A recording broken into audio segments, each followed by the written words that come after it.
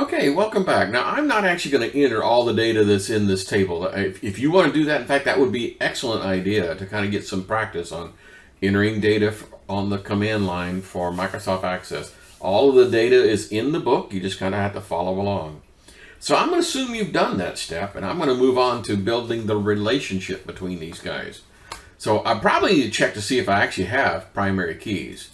Okay, well, hey, how can I tell whether or not I have a primary key or not? Is there some visual way? I could do right click and go to the design view and see. Okay, I got a primary key there. Let me pop open to there. Yep, I got a primary key there. Yep, I got a primary, but I don't see any of the foreign keys. The foreign keys are done through a different process. You use database tools and go to relationships. That's exactly what we're going to do. So I'm going to go to database tools and click on the relationship guy. And then it says, I want to add the selected table. I want to add them all. So I'm going to hold the control key down and click on all three of these guys and hit add. Boink. Okay, cool.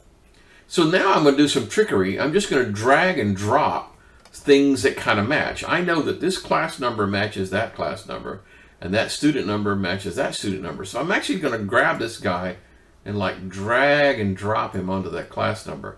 It's going to come up and say, hey, is this what you had in mind? Because you could have dragged and dropped it on the wrong thing. And I'm going to say, yeah. And then I'm going to grab this student number and drag it onto student number. And it says, hey, you want the student number in student to be related to the student number in grades? I go, yeah.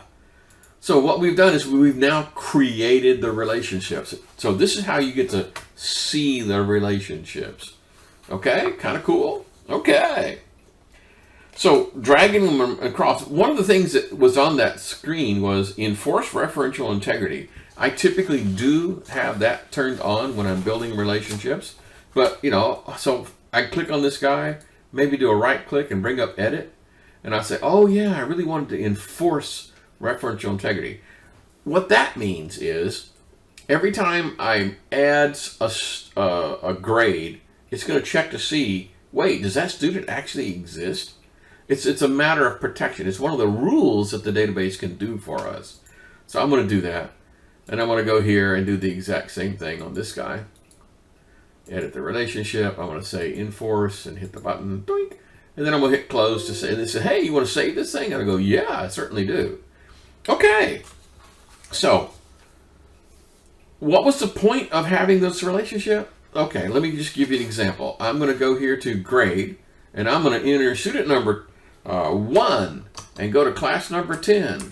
And he made a 95.6, and I'm going to move past it, and it's going to come up and say, I'm sorry, you can't do that because you don't have a student number 1. So referential integrity is to keep you straight, okay? It's to kind of keep you on. You can't enter garbage into your database. It also means that you have to enter the data in the correct order. In other words, I don't start with entering grade table. That won't work. You need to be filling in the class table and then the student table and then the grade table. Okay, remember I was talking about how I have a pencil here and I can't move off of it because it's wrong. And so to back up, I'm going to hit the escape key. All right?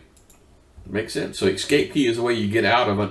How to not commit a change. Like I had the pencil, meaning there was things that needed to be saved, but I didn't want to save it because it wouldn't allow me. So the escape key was the way to do that. Okay, so one more time. Why do we do the relationship thing before? We had a choice. We could fill all the data in and then do the relationships. Or we could do the relationships and fill the data. Now, it's a matter of where do you get the error message. If we had filled in all the data first, which is the way I think the textbook is set up, and then did the relationship, it's going to come back and say, you can't build this relationship because something is wrong. It's not necessarily going to tell you exactly where the problem is. Now, if you did the other way around, you did the relationships first and then started adding the data. As soon as you got to that row, it'd say, stop, you made a typo. There is no student 42. So one type of error message is, hey, something went wrong, you get to figure it out. And the other is, you can't do this insert because this data right here is the problem. So I kind of like doing the relationships first. Okay, on page 33, they talk about creating and running queries. I'm going to let you do that on your own. I don't think that's something I need to be able to do. So this is all that's in the book there. You just need to follow along in the book. Okay, this is a very short chapter, and I'll see you guys again in the next chapter.